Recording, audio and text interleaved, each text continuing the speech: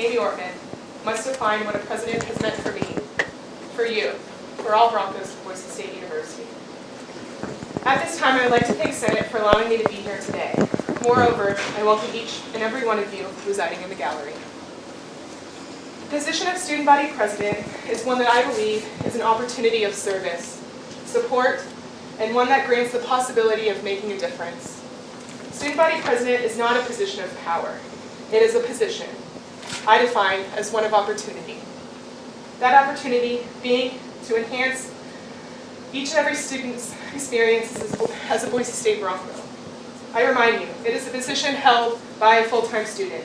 It is a position elected by and for the students of Boise State University. When I took my oath to serve as student body president, I raised my right hand with pride. I stood tall and I stood honored. I stood most of all with hope. Hope to make a difference at Boise State University for the students and by the students. It is in these very hopes of making that difference that I faced my own personal struggles. Those struggles, which I will not disclose, began at the end of last semester and carried into the summer. Over the summer, I was gone for a period of 4 weeks. More specifically, I was out of the office for 27 days. Upon communicating with the members of the Boise State community and Vice President, Mr. Mark Techa, we tried our best to continue to strive for the students, for each other, and for our vision. With our vision and hopes in mind, we hired 6 qualified members to our team to truly make those visions a reality. I am proud of each of them. I am proud to call each of them my team member. I stand before you today to share with each of you my feelings. At this time, 2 ideals on which I ran are clashing.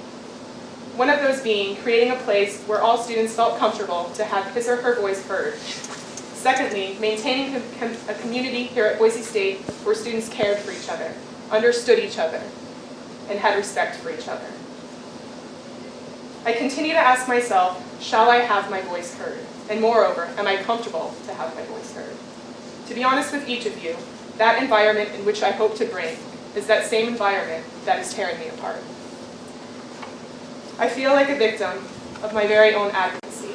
I feel the trial will be nothing but an environment of hostility, a place where students will not be caring for students. And above all, as the respondent of the case, I will not be in attendance.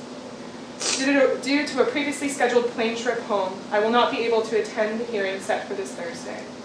I will not be there to defend myself, to stand for myself, to defend and explain my actions, and have my voice heard. To follow procedures, I did put forth a request for a judiciary opinion in hopes for a possible date change. However, it was decided that it is up to this chair to reschedule. Due to the lack of and unavailability of probable dates, there has been a decision not to reschedule. Overall, I feel this is unfair. I am hurt. I stand before each of you to say, I feel my voice is being silenced. The focus has been on my impeachment. There has been a constant attack on my character. There have been words of negativity spoken. However, I sincerely thank those of you who have stood by me, believed in me, and given me my strength to stand. Due to these constant attacks, a strain has been placed on my academics. All of this has kept me and the executive team from serving the students for which we were supposed to serve, the voices for which we were to hear.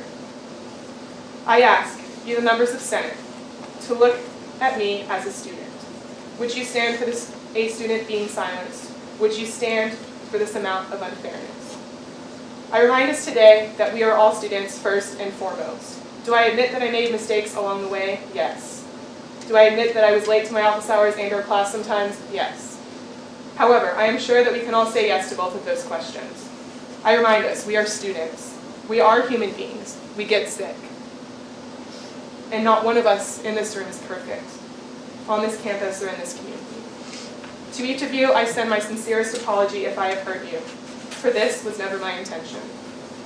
As I stated at the beginning, the position of student body president is one that I believe is an opportunity of service, support, and one that grants the possibility of making a difference.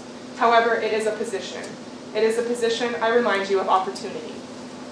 I had my opportunity to make that difference, and I believe that I did the best in which the circumstances I was provided.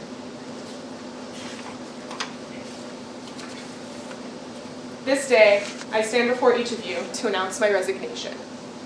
I refuse to be a part and a victim of my very own advocacy. My decision to resign is an attempt to get the focus back on what student government members are elected to do. That is to serve the students, to hear voices, to enact positive changes. The future of Boise State is up to each and every student, faculty, staff member, and administrator, and community member. Ask and look to each other. We determine that destination. At this time, I look to Vice President Mr. Marcatecha, and I wish him the best, as well as the remaining members of the team. I believe in each of you. Truly, it was my greatest honor to share with you my vision, to create our vision. To members of the Senate, listen to the students. Reach out to the students, for they are the ones you are to be serving. As a student myself, I ask that we care for each other, attempt to understand each other. I ask that we truly stand for each other. This day, I stand behind my actions, and regardless of this position, I stand as a student, I stand for students, and I stand as Bronco. I truly thank you for your time, and this will definitely not be my last time saying this, but go Broncos.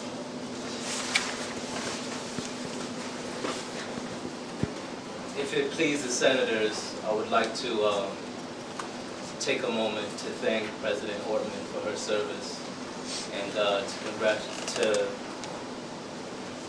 wish her well and just to really thank her for what she has done for Boise State University.